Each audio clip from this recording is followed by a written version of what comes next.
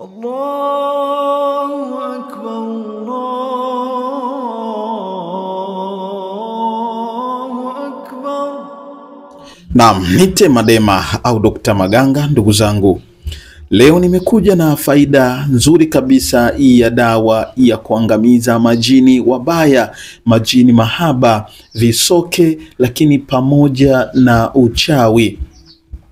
Mafuta haya yametengenezwa kwa miti shamba. Miti hiyo imepikwa na ikapikika, hatimaye yakapatikana mafuta. Baada ya hapo mafuta haya yakasomewa dua, kisomo kikubwa, kisomo cha ruqya. Lengo na mazumuni kwenda kusaidia binadamu wenye shida na changamoto aina mbalimbali zinazowakabili katika maisha yao. Mafuta haya pia yana faida kubwa sana hata kwa wale walio paralyze au wenye stroke. Mtu ameparalyze ghafla tu, hujui kwamba unaweza kumsaidia vipi, basi tafuta mafuta haya.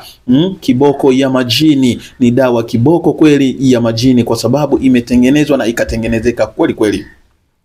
Lakini kwa wale wanaosumbuka na majini mahaba, unaweza ukalala usiku ukaota unanyonyesha, aliyakuwa huna mtoto na huna mimba, lakini unalala usiku unaota unafanya mapenzi na mtu. Huyo ni jini mahaba, inatakiwa umuondoshe kabisa katika maisha yako. Lakini unalala unaota unafunga ndoa au unavishwa pete, aliyakuwa huna mchumba, hata kama mchumba uliye naye basi mnakuwa bado hamjafikia kwenye malengo ya kuvishana pete, lakini wewe unaota leo umevishwa pete. Huyo ni jini mahaba, inatakiwa umtokomeze na umwangamize. Lakini kuna wakati mwingine kuolewa kwako imekuwa ni shida, kudumu na kukaa kwenye mahusiano kwa muda mrefu imekuwa ni tabu. Huyo ni jini mahaba, muangamize na umtokomeze, na si dawa nyingine, ni kiboko ya majini ndio inafanya kazi hiyo. Lakini kuna wakati mwingine maisha yako, mambo yako yanaharibika, yanavurugika kwa sababu ya jini mbaya, mahusiano yako yanavurugika kwa sababu ya jini mbaya, basi mtoe huyo jini katika mwili wako uweze kubaki salama, uolewe.